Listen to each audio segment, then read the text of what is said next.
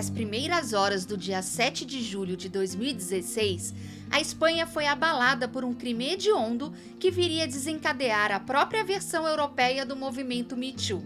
Este crime no coração de Pamplona, durante as festividades de São Firmino, mudaria a forma como o sistema judicial e o público em geral se sentiriam em relação ao abuso sexual e ao que constitui um estupro. Fica aí que depois da vinheta te conto mais sobre o caso La Manada. Olá, cinéfilos e série maníacos de plantão. Tudo bem com vocês? Eu sou a Gabi e esse é o Pode Ver Sem Medo. Você não está sozinha. A luta contra a La Manada é um documentário da Netflix que relata o caso de estupro coletivo ocorrido em 2016. Especialmente porque a indignação e as manifestações generalizadas conseguiram levar o país a mudar a forma como a Espanha define o consentimento. O filme segue as palavras reais usadas pela vítima, embora editadas para maior clareza, mas eles garantiram que suas palavras não fossem acompanhadas de fotos ou atores de aparência semelhante, mantendo a veracidade de suas palavras sem arriscar a sua segurança, intercalando relatos das vítimas, depoimentos de pessoas próximas aos eventos e imagens de arquivo, revelando as falhas do sistema judicial e da sociedade em lidar com a violência sexual.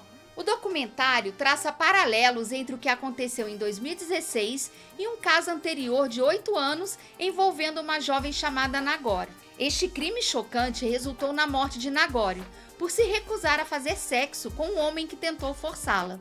Em 2016, porém, a menina, apelidada de Lúcia no documentário para proteger sua identidade, não disse não. Na verdade, ela ficou paralisada de medo quando 5 homens a encurralaram, empurraram ela contra a porta de um prédio e começaram a estuprá-la.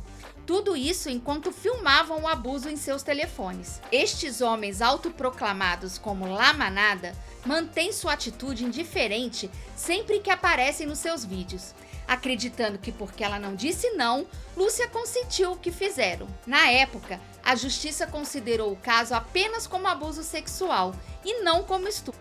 Além dos protestos em todo o país, um vídeo gravado por 2 atrizes feministas com o lema "Eu acredito em você" viralizou e ocupou as redes sociais com mensagens de apoio à vítima, tudo isso no ano de 2017. No julgamento, os 5 jovens foram condenados a 9 anos de prisão cada um por abuso sexual. No entanto, as milhares de manifestantes de diversas cidades espanholas disseram não é abuso, é estupro, provocando um novo julgamento que ampliou a pena. Eu recomendo muito esse documentário, pois as notícias que chegam por aqui desses acontecimentos em outros países geralmente são notas de rodapé e não ficamos sabendo de detalhes e da importância do ocorrido de fato. É impressionante você ver as manifestações que tomaram conta de todo o país e de países que se solidarizaram em prol da proteção e justiça para as vítimas de casos assim. Esse assunto foi retomado agora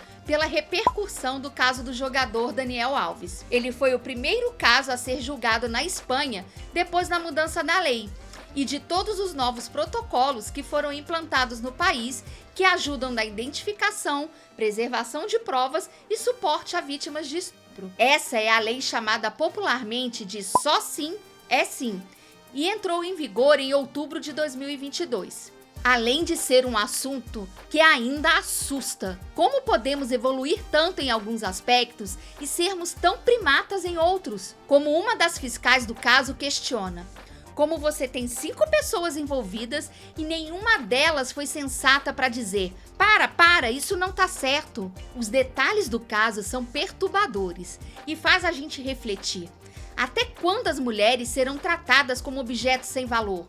Como se estivessem em uma prateleira prontas para alguém pegar se gostar. Este não é um filme para entretenimento, mas um convite para a conscientização de que a luta por justiça e uma sociedade igualitária depende de cada um de nós, onde a segurança e o respeito independem do gênero. Então, sim, você pode e deve ver sem medo. O que se segue a este caso chocante é onde o documentário se destaca, mostrando o poder das vozes dissidentes e quanta diferença o movimento social pode fazer para pressionar as autoridades a agirem de forma certa. E comenta aqui, você já assistiu esse documentário? Conhecia esse caso? E se gostou deste vídeo, já sabe, deixa seu like, se inscreve aqui no canal e ativa o sininho para não perder o próximo vídeo. E compartilha esse vídeo com a galera, hein? E dá uma passada lá no meu blog, que o endereço está aqui na descrição. E até a próxima!